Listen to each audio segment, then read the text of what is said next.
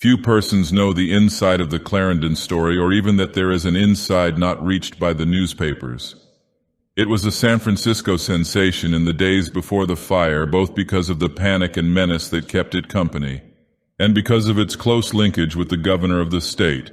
Governor Dalton, it will be recalled, was Clarendon's best friend, and later married his sister. Neither Dalton nor Mrs. Dalton would ever discuss the painful affair, but somehow the facts have leaked out to a limited circle. But for that, and for the years which have given a sort of vagueness and impersonality to the actors, one would still pause before probing into secrets so strictly guarded at the time. The appointment of Dr. Alfred Clarendon as medical director of San Quentin Penitentiary in 189 was greeted with the keenest enthusiasm throughout California. San Francisco had at last the honor of harboring one of the greatest biologists and physicians of the period, and solid pathological leaders from all over the world might be expected to flock thither to study his methods, profit by his advice and researches, and learn how to cope with their own local problems. California, almost overnight, would become a center of medical scholarship with earth-wide influence and reputation. Governor Dalton, anxious to spread the news in its fullest significance, saw to it that the press carried ample and dignified accounts of his new appointee. Pictures of Dr. Clarendon and his new home near Old Goat Hill, sketches of his career and manifold honors, and popular accounts of his salient scientific discoveries were all presented in the principal California dailies, till the public soon felt a sort of reflected pride in the man whose studies of pyemia in India, of the pest in China, and of every sort of kindred disorder elsewhere would soon enrich the world of medicine with an antitoxin of revolutionary importance, a basic antitoxin combating the whole febrile principle at its very source, and ensuring the ultimate conquest and extirpation of fever in all its diverse forms. Back of the appointment stretched an extended and not wholly unromantic history of early friendship, long separation, and dramatically renewed acquaintance. James Dalton and the Clarendon family had been friends in New York 10 years before, friends and more than friends, since the doctor's only sister, Georgina, was the sweetheart of Dalton's youth, while the doctor himself had been his closest associate and almost his protege in the days of school and college. The father of Alfred and Georgina, a Wall Street pirate of the ruthless elder breed, had known Dalton's father well, so well indeed that he had finally stripped him of all he possessed in a memorable afternoon's fight on the stock exchange. Dalton Sr., hopeless of recuperation and wishing to give his one adored child the benefit of his insurance, had promptly blown out his brains, but James had not sought to retaliate. It was, as he viewed it, all in the game, and he wished no harm to the father of the girl he meant to marry and of the budding young scientist whose admirer and protector he had been throughout their years of fellowship and study.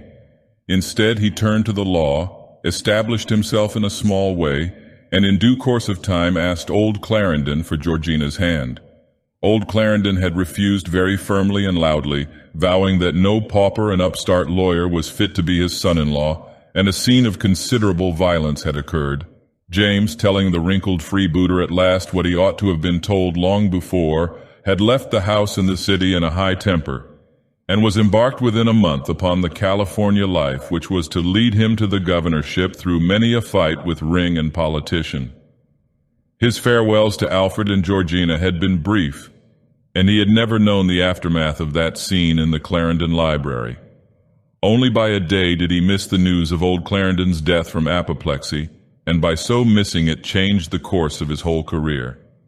He had not written Georgina in the decade that followed, knowing her loyalty to her father and waiting till his own fortune and position might remove all obstacles to the match.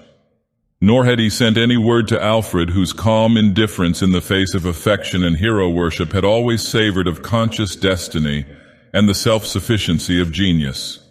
Secure in the ties of a constancy rare even then, he had worked and risen with thoughts only of the future, still a bachelor, and with a perfect intuitive faith that Georgina also was waiting. In this faith Dalton was not deceived. Wondering perhaps why no message ever came, Georgina found no romance save in her dreams and expectations, and in the course of time became busy with the new responsibilities brought by her brother's rise to greatness. Alfred's growth had not belied the promise of his youth, and the slim boy had darted quietly up the steps of science with a speed and permanence almost dizzying to contemplate.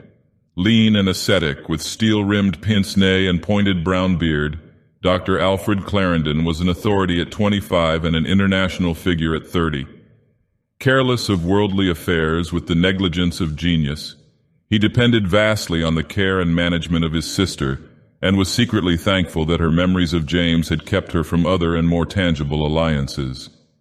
Georgina conducted the business and household of the great bacteriologist, and was proud of his strides toward the conquest of fever. She bore patiently with his eccentricities, calmed his occasional bursts of fanaticism, and healed those breaches with his friends which now and then resulted from his unconcealed scorn of anything less than a single-minded devotion to pure truth and its progress. Clarendon was undeniably irritating at times to ordinary folk, for he never tired of depreciating the service of the individual as contrasted with the service of mankind as a whole, and in censuring men of learning who mingled domestic life or outside interests with their pursuit of abstract science. His enemies called him a bore, but his admirers, pausing before the white heat of ecstasy into which he would work himself, became almost ashamed of ever having any standards or aspirations outside the one divine sphere of unalloyed knowledge. The doctor's travels were extensive, and Georgina generally accompanied him on the shorter ones. 3 times, however, he had taken long, lone jaunts to strange and distant places in his studies of exotic fevers and half-fabulous plagues, for he knew that it is out of the unknown lands of cryptic and immemorial Asia that most of the earth's diseases spring. On each of these occasions he had brought back curious mementos which added to the eccentricity of his home, not least among which was the needlessly large staff of Tibetan servants picked up somewhere in Yutsang during an epidemic of which the world never heard, but amidst which Clarendon had discovered and isolated the germ of black fever. These men, taller than most Thibetans and clearly belonging to a stock but little investigated in the outside world, were of a skeletonic leanness which made one wonder whether the doctor had sought to symbolize in them the anatomical models of his college years. Their aspect in the loose black silk robes of Bonpa priests which he chose to give them was grotesque in the highest degree, and there was an unsmiling silence and stiffness in their motions which enhanced their air of fantasy and gave Georgina a queer, awed feeling of having stumbled into the pages of Vathek or the Arabian Nights. But queerest of all was the general factotum or clinic man whom Clarendon addressed as Surama, and whom he had brought back with him after a long stay in northern Africa, during which he had studied certain odd intermittent fevers among the mysterious Saharan Tuaregs, whose descent from the primal race of lost Atlantis is an old archaeological rumor. Surama, a man of great intelligence and seemingly inexhaustible erudition, was as morbidly lean as the Theban servants, with swarthy, parchment-like skin drawn so tightly over his bald pate and hairless face that every line of the skull stood out in ghastly prominence, this death's head effect being heightened by lusterlessly burning black eyes set with a depth which left to common visibility only a pair of dark, vacant sockets. Unlike the ideal subordinate, he seemed, despite his impassive features, to spend no effort in concealing such emotions as he possessed. Instead, he carried about an insidious atmosphere of irony or amusement, accompanied at certain moments by a deep guttural chuckle like that of a giant turtle which has just torn to pieces some furry animal and is ambling away toward the sea. His race appeared to be Caucasian, but could not be classified more closely than that. Some of Clarendon's friends thought he looked like a high-caste Hindu, notwithstanding his accentless speech, while many agreed with Georgina, who disliked him, when she gave her opinion that a pharaoh's mummy, if miraculously brought to life, would form a very apt twin for this sardonic skeleton. Dalton, absorbed in his uphill political battles and isolated from Eastern interests through the peculiar self-sufficiency of the Old West, had not followed the meteoric rise of his former comrade. Clarendon had actually heard nothing of one so far outside his chosen world of science as the governor. Being of independent and even of abundant means, the Clarendons had for many years stuck to their old Manhattan mansion in East 19th Street, whose ghosts must have looked sorely askance at the bizarrerie of Surama and the Tibetans. Then, through the doctor's wish to transfer his base of medical observation, the great change had suddenly come, and they had crossed the continent to take up a secluded life in San Francisco, buying the gloomy old Bannister place near Goat Hill overlooking the bay, and establishing their strange household in a rambling French-roofed relic of mid-Victorian design and gold rush parvenu display set amidst high-walled grounds in a region still half suburban. Dr. Clarendon, though better satisfied than in New York, still felt cramped for lack of opportunities to apply and test his pathological theories. Unworldly as he was, he had never thought of using his reputation as an influence to gain public appointment, though more and more he realized that only the medical directorship of a government or a charitable institution, a prison, almshouse, or hospital, would give him a field of sufficient width to complete his researches and make his discoveries of the greatest use to humanity and science at large. Then he had run into James Dalton by sheer accident one afternoon in Market Street as the governor was swinging out of the Royal Hotel. Georgina had been with him, and an almost instant recognition had heightened the drama of the reunion. Mutual ignorance of one another's progress had bred long explanation and histories, and Clarendon was pleased to find that he had so important an official for a friend. Dalton and Georgina, exchanging many a glance, felt more than a trace of their youthful tenderness, and a friendship was then and there revived which led to frequent calls and a fuller and fuller exchange of confidences. James Dalton learned of his old protégé's need for political appointment and sought, true to his protective role of school and college days, to devise some means of giving little Alf the needed position and scope. He had, it is true, wide appointive powers, but the legislature's constant attacks and encroachments forced him to exercise these with the utmost discretion. At length, however, scarcely 3 months after the sudden reunion, the foremost institutional medical office in the state fell vacant. Weighing all the elements with care and conscious that his friend's achievements and reputation would justify the most substantial rewards, the governor felt at last able to act. Formalities were few, and on the 8th of November, 189, Dr. Alfred Schuyler Clarendon became medical director of the California State Penitentiary at San Quentin. In scarcely more than a month, the hopes of Dr. Clarendon's admirers were amply fulfilled. Sweeping changes in methods brought to the prison's medical routine an efficiency never before dreamed of, and though the subordinates were naturally not without jealousy, they were obliged to admit the magical results of a really great man's superintendence. Then came a time where mere appreciation might well have grown to devout thankfulness at a providential conjunction of time, place, and man.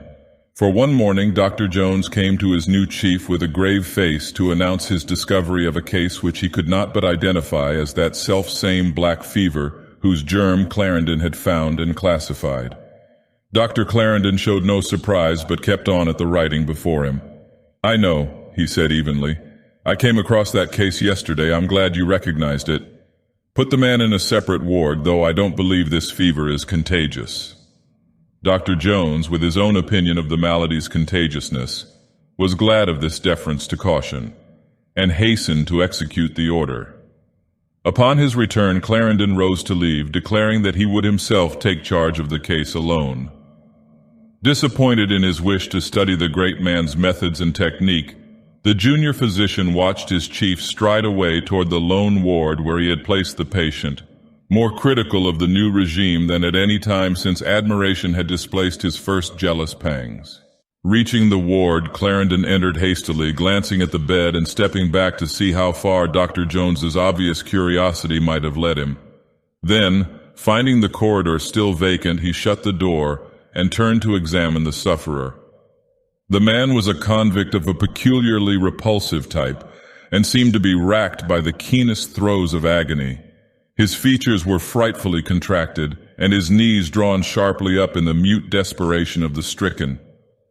Clarendon studied him closely, raising his tightly shut eyelids, took his pulse and temperature, and finally, dissolving a tablet in water, forced the solution between the sufferer's lips. Before long, the height of the attack abated as shown by the relaxing body and returning normality of expression, and the patient began to breathe more easily. Then, by a soft rubbing of the ears, the doctor caused the man to open his eyes. There was life in them, for they moved from side to side, though they lacked the fine fire which we are wont to deem the image of the soul. Clarendon smiled as he surveyed the peace his help had brought, feeling behind him the power of an all-capable science. He had long known of this case, and had snatched the victim from death with the work of a moment. Another hour and this man would have gone, yet Jones had seen the symptoms for days before discovering them, and having discovered them, did not know what to do. Man's conquest of disease, however, cannot be perfect. Clarendon, assuring the dubious, trusty nurses that the fever was not contagious, had had the patient bathed, sponged in alcohol, and put to bed, but was told the next morning that the case was lost. The man had died after midnight in the most intense agony and with such cries and distortions of face that the nurses were driven almost to panic. The doctor took this news with his usual calm, whatever his scientific feelings may have been, and ordered the burial of the patient in quicklime. Then, with a philosophic shrug of the shoulders, he made the usual rounds of the penitentiary. 2 days later, the prison was hit again. 3 men came down at once this time, and there was no concealing the fact that a black fever epidemic was underway. Clarendon, having adhered so firmly to his theory of non-contagiousness, suffered a distinct loss of prestige, and was handicapped by the refusal of the trusty nurses to attend the patients. Theirs was not the soul-free devotion of those who sacrificed themselves to science and humanity. They were convicts, serving only because of the privileges they could not otherwise buy, and when the price became too great, they preferred to resign the privileges. But the doctor was still master of the situation. Consulting with the warden and sending urgent messages to his friend the governor, he saw to it that special rewards in cash and in reduced terms were offered to the convicts for the dangerous nursing service, and by this method succeeded in getting a very fair quota of volunteers. He was steeled for action now, and nothing could shake his poise and determination. Additional cases brought only a curt nod, and he seemed a stranger to fatigue as he hastened from bedside to bedside all over the vast stone home of sadness and evil. More than 40 cases developed within another week, and nurses had to be brought from the city. Clarendon went home very seldom at this stage, often sleeping on a cot in the warden's quarters, and always giving himself up with typical abandon to the service of medicine and of mankind. Then came the first mutterings of that storm which was soon to convulse San Francisco. News will out, and the menace of black fever spread over the town like a fog from the bay. Reporters trained in the doctrine of sensation first used their imagination without restraint, and gloried when at last they were able to produce a case in the Mexican quarter which a local physician, fonder perhaps of money than of truth or civic welfare, pronounced black fever. That was the last straw. Frantic at the thought of the crawling death so close upon them, the people of San Francisco went mad en masse and embarked upon that historic exodus of which all the country was soon to hear over busy wires. Ferries and rowboats, excursion steamers and launches, railways and cable cars, bicycles and carriages, moving vans and work carts, all were pressed into instant and frenzied service. Sausalito and Tamalpais, as lying in the direction of San Quentin, shared in the flight, while housing space in Oakland, Berkeley, and Alameda rose to fabulous prices. Tent colonies sprang up and improvised villages lined the crowded southward highways from Millbrae to San Jose. Many sought refuge with friends in Sacramento, while the fright-shaken residue forced by various causes to stay behind could do little more than maintain the basic necessities of a nearly dead city. Business, save for quack doctors with sure cures and preventives for use against the fever, fell rapidly to the vanishing point. At first the saloons offered medicated drinks, but soon found that the populace preferred to be duped by charlatans of more professional aspect. In strangely noiseless streets, persons peered into one another's faces to glimpse possible plague symptoms, and shopkeepers began more and more to refuse admission to their clientele, each customer seeming to them a fresh fever menace. Legal and judicial machinery began to disintegrate as attorneys and county clerks succumbed one by one to the urge for flight. Even the doctors deserted in large numbers, many of them pleading the need of vacations among the mountains and the lakes in the northern part of the state. Schools and colleges, theaters and cafes, restaurants and saloons all gradually closed their doors. And in a single week, San Francisco lay prostrate and inert with only its light, power, and water service even half normal, with newspapers in skeletonic form, and with a crippled parody on transportation maintained by the horse and cable cars. This was the lowest ebb. It could not last long, for courage and observation are not altogether dead in mankind, and sooner or later the non-existence of any widespread black fever epidemic outside San Quentin became too obvious a fact to deny. Notwithstanding several actual cases and the undeniable spread of typhoid in the unsanitary suburban tent colonies, the leaders and editors of the community conferred and took action, enlisting in their service the very reporters whose energies had done so much to bring on the trouble, but now turning their sensation-first avidity into more constructive channels. Editorials and fictitious interviews appeared, telling of Dr. Clarendon's complete control of the disease and of the absolute impossibility of its diffusion beyond the prison walls. Reiteration and circulation slowly did their work, and gradually a slim backward trickle of urbanites swelled into a vigorous refluent stream.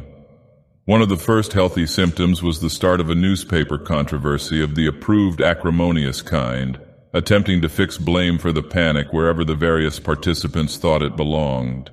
The returning doctors, jealously strengthened by their timely vacations, began striking at Clarendon, assuring the public that they as well as he would keep the fever in leash, and censuring him for not doing even more to check its spread within San Quentin. Clarendon had, they averred, permitted far more deaths than were necessary. The veriest tyro in medicine knew how to check fever contagion, and if this renowned savant did not do it, it was clearly because he chose for scientific reasons to study the final effects of the disease rather than to prescribe properly and save the victims. This policy, they insinuated, might be proper enough among convicted murderers in a penal institution, but it would not do in San Francisco, where life was still a precious and sacred thing. Thus they went on, and the papers were glad to publish all they wrote, since the sharpness of the campaign, in which Dr. Clarendon would doubtless join, would help to obliterate confusion and restore confidence among the people. But Clarendon did not reply. He only smiled, while his singular clinic man Surama indulged in many a deep, testudinous chuckle. He was at home more nowadays, so that reporters began besieging the gate of the great wall the doctor had built around his house, instead of pestering the warden's office at San Quentin. Results, though, were equally meager, for Surama formed an impassable barrier between the doctor and the outer world, even after the reporters had gotten to the grounds. The newspapermen getting access to the front hall had glimpses of Clarendon's singular entourage and made the best they could in a write-up of Surama and the queer skeletonic Tibetans.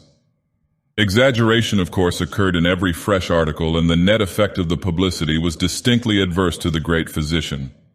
Most persons hate the unusual, and hundreds who could have excused heartlessness or incompetence stood ready to condemn the grotesque taste manifested in the chuckling attendant and the 8 black-robed Orientals. Early in January, an especially persistent young man from the Observer climbed the moated 8-foot brick wall in the rear of the Clarendon grounds and began a survey of the varied outdoor appearances which trees concealed from the front walk. With quick, alert brain, he took in everything. The rose arbor, the aviaries, the animal cages, where all sorts of mammalia from monkeys to guinea pigs might be seen and heard, the stout wooden clinic building with barred windows in the northwest corner of the yard, and bent searching glances throughout the 1,000 square feet of intramural privacy. A great article was brewing, and he would have escaped unscathed but for the barking of Dick, Georgina Clarendon's gigantic and beloved St. Bernard. Surama, instant in his response, had the youth by the collar before a protest could be uttered, and was presently shaking him as a terrier shakes a rat, and dragging him through the trees to the front yard and the gate. Breathless explanations and quavering demands to see Dr. Clarendon were useless. Surama only chuckled and dragged his victim on. Suddenly a positive fright crept over the dapper scribe, and he began to wish desperately that this unearthly creature would speak, if only to prove that he really was a being of honest flesh and blood belonging to this planet. He became deathly sick, and strove not to glimpse the eyes which he knew must lie at the base of those gaping black sockets.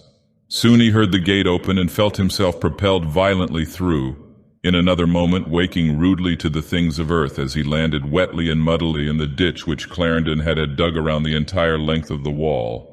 Fright gave a place to rage as he heard the massive gate slam shut, and he rose dripping to shake his fist at the forbidding portal. Then as he turned to go, a soft sound grated behind him, and through a small wicket in the gate he felt the sunken eyes of Surama, and heard the echoes of a deep-voiced, blood-freezing chuckle. This young man, feeling perhaps justly that his handling had been rougher than he deserved, resolved to revenge himself upon the household responsible for his treatment. Accordingly, he prepared a fictitious interview with Dr. Clarendon, supposed to be held in the clinic building, during which he was careful to describe the agonies of a dozen black fever patients whom his imagination ranged on orderly rows of couches. His masterstroke was the picture of one especially pathetic sufferer gasping for water, while the doctor held a glass of the sparkling fluid just out of his reach in a scientific attempt to determine the effect of a tantalizing emotion on the course of the disease. This invention was followed by paragraphs of insinuating comment so outwardly respectful that it bore a double venom. Dr. Clarendon was, the article ran, undoubtedly the greatest and most single-minded scientist in the world. But science is no friend to individual welfare, and one would not like to have one's gravest ills drawn out and aggravated merely to satisfy an investigator on some point of abstract truth. Life is too short for that. Altogether, the article was diabolically skillful and succeeded in horrifying 9 readers out of 10 against Dr. Clarendon and his supposed methods. Other papers were quick to copy and enlarge upon its substance, taking the cue it offered and commencing a series of faked interviews which fairly ran the gamut of derogatory fantasy. In no case, however, did the doctor condescend to offer a contradiction. He had no time to waste on fools and liars and cared little for the esteem of a thoughtless rabble he despised. When James Dalton telegraphed his regrets and offered aid, Clarendon replied with an almost boorish curtness. He did not heed the barking of dogs and could not bother to muzzle them, nor would he thank anyone for messing with a matter wholly beneath notice. Silent and contemptuous, he continued his duties with tranquil evenness. But the young reporter's spark had done its work. San Francisco was insane again, and this time as much with rage as with fear. Sober judgment became a lost art, and though no second exodus occurred, there ensued a reign of vice and recklessness born of desperation, and suggesting parallel phenomena in medieval times of pestilence. Hatred ran riot against the man who had found the disease and was struggling to restrain it, and a light-headed public forgot his great services to knowledge in their efforts to fan the flames of resentment. They seemed, in their blindness, to hate him in person rather than the plague which had come to their breeze-cleaned and usually healthy city. Then the young reporter, playing in the neuronic fire he had kindled, added a crowning personal touch of his own. Remembering the indignities he had suffered at the hands of the cadaverous clinic man, he prepared a masterly article on the home and environment of Dr. Clarendon, giving a special prominence to Surama, whose very aspect he declared sufficient to scare the healthiest person into any sort of fever. He tried to make the gaunt chuckler appear equally ridiculous and terrible, succeeding best, perhaps, in the latter half of his intention, since a tide of horror always welled up whenever he thought of his brief proximity to the creature. He collected all the rumors current about the man, elaborated on the unholy depth of his reputed scholarship, and hinted darkly that it could have been no godly realm of secret and eon-weighted Africa wherein Dr. Clarendon had found him. Georgina, who followed the papers closely, felt crushed and hurt by these attacks upon her brother, but James Dalton, who called often at the house, did his best to comfort her. In this he was warm and sincere, for he wished not only to console the woman he loved, but to utter some measure of the reverence he had always felt for the starward-bound genius who had been his youth's closest comrade.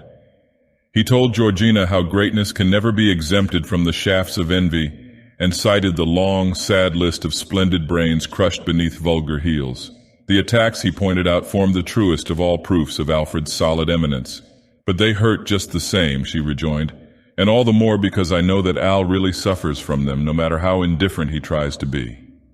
Dalton kissed her hand in a manner not then obsolete among well-born persons. And it hurts me 1,000 times more knowing that it hurts you and Alf. But never mind, Georgie, we'll stand together and pull through it.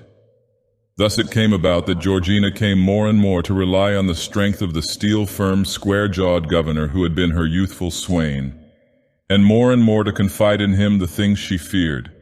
The press attacks and the epidemic were not quite all. There were aspects of the household which she did not like. Surama, cruel in equal measure to man and beast, filled her with the most unnameable repulsion, and she could not but feel that he meant some vague, indefinable harm to Alfred. She did not like the Thebetans either and thought it very peculiar that Surama was able to talk with them.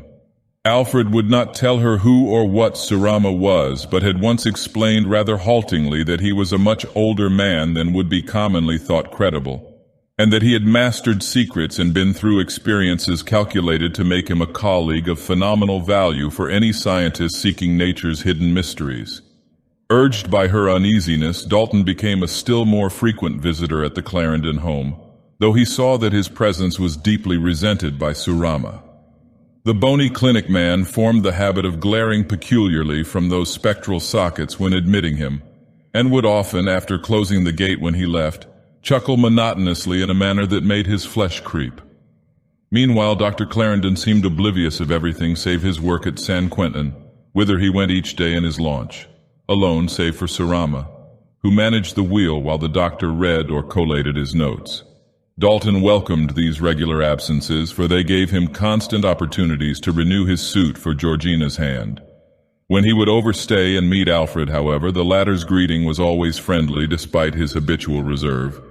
In time, the engagement of James and Georgina grew to be a definite thing, and the two awaited only a favorable chance to speak to Alfred. The governor, whole-souled in everything and firm in his protective loyalty, spared no pains in spreading propaganda on his old friend's behalf. Press and officialdom both felt his influence, and he even succeeded in interesting scientists in the East, many of whom came to California to study the plague and investigate the anti-fever bacillus which Clarendon was so rapidly isolating and perfecting. These doctors and biologists, however, did not obtain the information they wished, so that several of them left with a very unfortunate impression. Not a few prepared articles hostile to Clarendon, accusing him of an unscientific and fame-seeking attitude, and intimating that he concealed his methods through a highly unprofessional desire for ultimate personal profit. Others, fortunately, were more liberal in their judgments, and wrote enthusiastically of Clarendon and his work. They had seen the patients and could appreciate how marvelously he held the dread disease in leash. His secrecy regarding the antitoxin they deemed quite justifiable, since its public diffusion in unperfected form could not but do more harm than good. Clarendon himself, whom many of their number had met before, impressed them more profoundly than ever, and they did not hesitate to compare him with Jenner, Lister, Koch, Pasteur, Metchnikoff, and the rest of those whose whole lives have served pathology and humanity. Dalton was careful to save for Alfred all the magazines that spoke well of him, bringing them in person as an excuse to see Georgina. They did not, however, produce much effect save a contemptuous smile, and Clarendon would generally throw them to Surama, whose deep, disturbing chuckle upon reading formed a close parallel to the doctor's own ironic amusement. One Monday evening early in February, Dalton called with the definite intention of asking Clarendon for his sister's hand. Georgina herself admitted him to the grounds, and as they walked toward the house, he stopped to pat the great dog which rushed up and laid friendly forepaws on his breast. It was Dick, Georgina's cherished Saint Bernard, and Dalton was glad to feel that he had the affection of a creature which meant so much to her. Dick was excited and glad, and turned the governor nearly half about with his vigorous pressure as he gave a soft, quick bark and sprang off through the trees toward the clinic. He did not vanish, though, but presently stopped and looked back, softly barking again as if he wished Dalton to follow. Georgina, fond of obeying her huge pet's playful whims, motioned to James to see what he wanted, and they both walked slowly after him as he trotted relievedly to the rear of the yard where the top of the clinic building stood silhouetted against the stars above the great brick wall. The outline of lights within showed around the edges of the dark window curtain, so they knew that Alfred and Surama were at work. Suddenly from the interior came a thin, subdued sound like a cry of a child, a plaintive call of "Mama, Mama," at which Dick barked, while James and Georgina started perceptibly. Then Georgina smiled, remembering the parrots that Clarendon always kept for experimental uses, and patted Dick on the head either to forgive him for having fooled her and Dalton, or to console him for having been fooled himself. As they turned slowly toward the house, Dalton mentioned his resolve to speak to Alfred that evening about their engagement, and Georgina supplied no objection. She knew that her brother would not relish the loss of a faithful manager and companion, but believed his affection would place no barrier in the way of her happiness. Later that evening, Clarendon came into the house with a springy step, an aspect less grim than usual. Dalton, seeing a good omen in this easy buoyancy, took heart as the doctor wrung his hand with a jovial, "Ah, Jimmy, how's politics this year?" He glanced at Georgina, and she quietly excused herself while the two men settled down to a chat on general subjects. Little by little, amidst many reminders of their old youthful days, Dalton worked toward his point till at last he came out plainly with the crucial query. "Alf, I want to marry Georgina. Have we your blessing?" Keenly watching his old friend, Dalton saw a shadow steal over his face. The dark eyes flashed for a moment, then veiled themselves as wonted placidity returned. So science or selfishness was at work after all. "You're asking an impossibility, James. Georgina isn't the aimless butterfly she was years ago. She has a place in the service of truth and mankind now, and that place is here. She's decided to devote her life to my work, to the household that makes my work possible. And there's no room for desertion or personal caprice." Dalton waited to see if he had finished. The same old fanaticism, humanity versus the individual, and the doctor was going to let it spoil his sister's life. Then he tried to answer. "But look here, Alf, do you mean to say that Georgina in particular is so necessary to your work that you must make a slave and martyr of her? Use your sense of proportion, man. If it were a question of Surama or somebody in the utter thick of your experiments, it might be different. But after all, Georgina is only a housekeeper to you in the last analysis. She has promised to be my wife and says that she loves me. Have you the right to cut her off from the life that belongs to her? Have you the right—" "That'll do, James." Clarendon's face was set and white. "Whether or not I have the right to govern my own family is no business of an outsider." "Outsider, you can say that to a man who—" Dalton almost choked as the steely voice of the doctor interrupted him again. "An outsider to my family, and from now on an outsider to my home. Dalton, your presumption goes just a little too far. Good evening, Governor." And Clarendon strode from the room without extending his hand. Dalton hesitated for a moment, almost at a loss what to do, when presently Georgina entered. Her face showed that she had spoken with her brother, and Dalton took both her hands impetuously. "Well, Georgie, what do you say? I'm afraid it's a choice between Alf and me. You know how I feel. You know how I felt before when it was your father I was up against. What's your answer this time?" He paused as she responded slowly. "James, dear, do you believe that I love you?" He nodded and pressed her hands expectantly. "Then if you love me, you'll wait a while. Don't think of Al's rudeness. He's to be pitied. I can't tell you the whole thing now, but you know how worried I am. What with the strain of his work, the criticisms, and the staring and cackling of that horrible creature Surama, I'm afraid he'll break down. He shows the strain more than anyone outside the family could tell. I can see it, for I've watched him all my life. He's changing, slowly bending under his burdens, and he puts on his extra brusqueness to hide it. You can see what I mean, can't you, dear?" She paused, and Dalton nodded again, pressing one of her hands to his breast. Then she concluded, "So promise me, dear, to be patient. I must stand by him. I must." Dalton did not speak for a while, but his head inclined in what was almost a bow of reverence. There was more of Christ in this devoted woman than he had thought any human being possessed, and in the face of such love and loyalty he could do no urging. Words of sadness and parting were brief, and James, whose blue eyes were misty, scarcely saw the gaunt clinic man as the gate to the street was at last opened to him. But when it slammed to behind him, he heard that blood-curdling chuckle he had come to recognize so well, and knew that Surama was there. Surama, whom Georgina had called her brother's evil genius. Walking away with a firm step, Dalton resolved to be watchful, and to act at the first sign of trouble.